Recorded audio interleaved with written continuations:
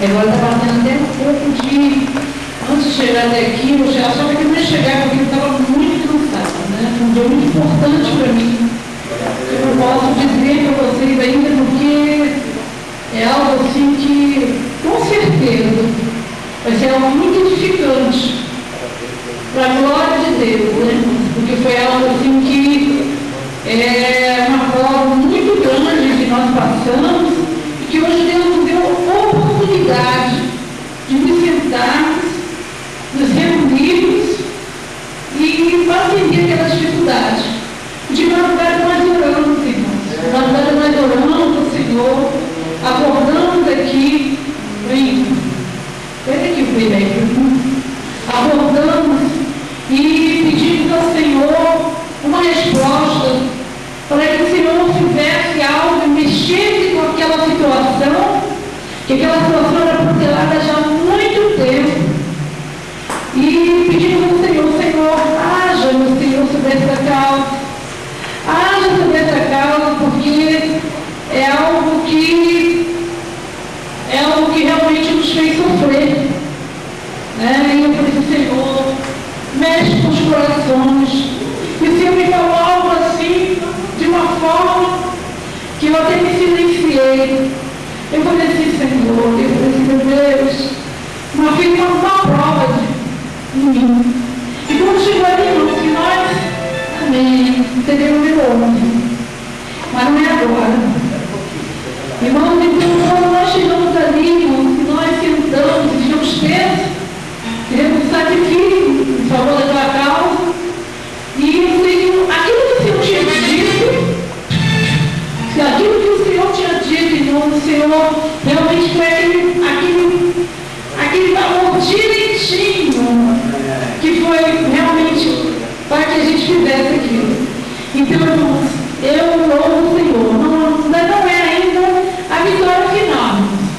Nós estamos no mar. Mas eu só digo para o Senhor o seguinte: irei chamar Senhor, não importa as circunstâncias, no mar bravio, chorando, gemendo, alegre, em dias frios ou ensolarados. Eu quero louvar o Senhor. Eu não ia levantar esse não, mas que o Senhor venha abençoar as pessoas que nós adoramos aqui hoje. E essas pessoas que perderam seus